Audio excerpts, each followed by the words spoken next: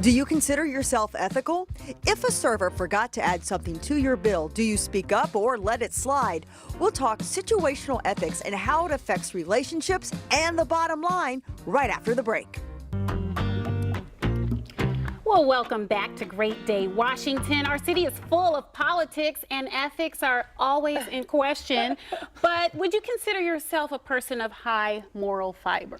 Well, what is the difference between ethics and morality? So we're going to find out. Our next guest says ethics always comes down to economics or emotion. Rick Jordan, author of Situational Ethics, joins us now. Welcome to Great Day. Hello, it's great to be here. You're right. Situational ethics, it really comes down to dollars and cents. You know, they tip the scales of the balance between right and wrong in every individual. You asked a great question, the difference between morality and ethics. And that's a huge point, because ethics is really one's own sense and character. How they look at what they need to do, or whether it's right or whether it's wrong. And morality is imposed by us, by society, our governments, or a religious group that we belong to. Those kinds of things, you know, another country, whatever it is. It's very interesting. You talk about it comes down to dollars and cents sometimes with emotions. We've seen a lot with big corporations. Marriott had where they were blocking Wi-Fi. Apple, we all know our phones start to slow down when the new one comes out. Absolutely. And then the net neutrality. I mean, a lot of that comes to dollars and cents. And some of these companies are being fined because of what they're making consumers spend more money. Like you said, they're driven by dollars. Not illegal, right? Sure, but sure. Is it unethical? Absolutely. You know, I'm all for capitalism. You talk about net neutrality, and there's a time and a place to make money. I'm a business owner too. I own several businesses, an entrepreneur, and I'm not a nonprofit. we all need to, at the end of the day, put food on the table. Right.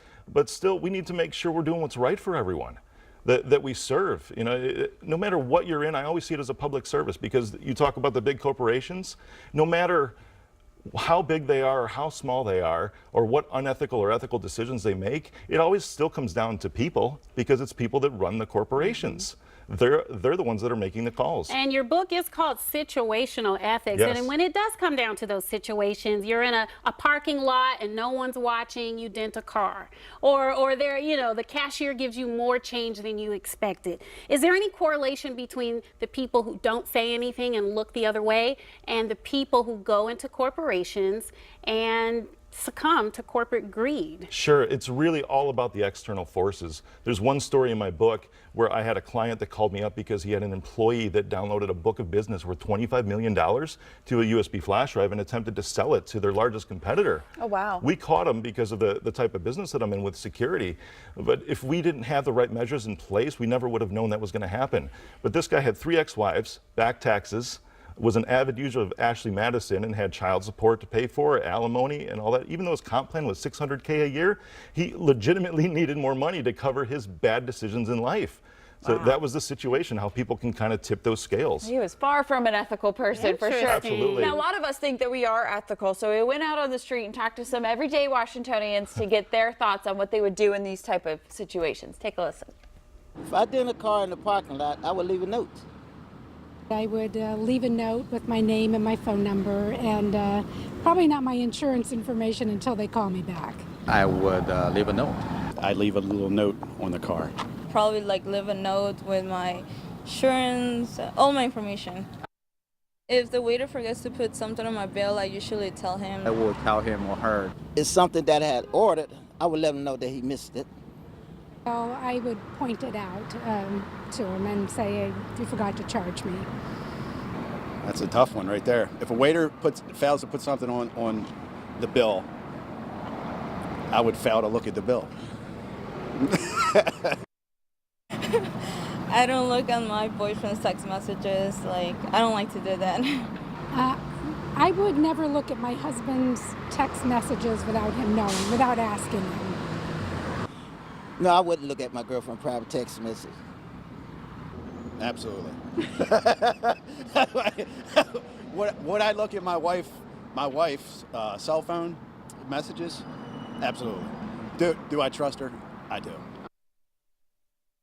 I appreciate that man for his. Everybody's face is on TV, but he's like, look, this is who I am. So I guess he's honest in some He's regard. very honest, yeah, in that respect, absolutely.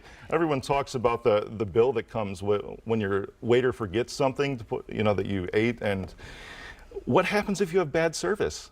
You know, there's the situational part. So you start to justify and rationalize your position on these things. And I'm not saying that it's right, because you absolutely should say, hey, I ate this, I paid for this, I sure should pay for it. But still, if you have bad service, it kind of makes you think a little bit, as if you deserve that break. But it's a business, and these are people's lives. And Absolutely. do we often think about the single mother who's the server, who that's going to affect, or maybe she has to pay, or he? Let's talk about research that says consumers don't like to buy from companies who they consider are unethical. That is crazy, because 56% of us will just stop buying from companies that we feel are unethical. You mentioned Apple already. Yeah. Nestle was ranked the most unethical company of the past 25 years. Oh, wow. For everything that they're doing with marketing, the way they do their baby formula, and that they don't use fair trade cocoa. You know, so it's really child slave labor that produces the cocoa for Nestle. It's ironic, because that's what we have here on the table. Oh no! I know, but people will just stop buying from companies that they feel are unethical. But those same people will also spin it around and say, maybe I feel justified to, like the story I told you, to take something from my employer just because I need to. They have the right amount of money already, so they don't need any more.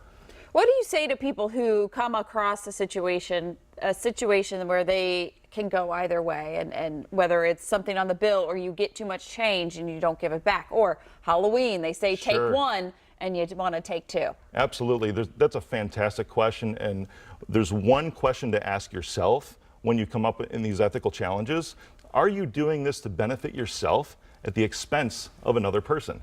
That first part, no problem. You should benefit yourself. You need to get ahead in life. You need to make sure you're putting food on the table. But when it's at the expense of somebody else, that's where you kind of slide into bad territory. So just that one question can help change your perspective on things and help you put a positive influence on the world. Well, thank you for that wake-up call. I think we all have to remember there's that opportunity cost, right? Always. We learned that lesson in economics. There is always a positive and a negative, and your help shedding light on that. So thank you. Situational Ethics is the got new it. book. You got it. RickJordan.tv. All right. We'll be right back with more Great Day Washington after this.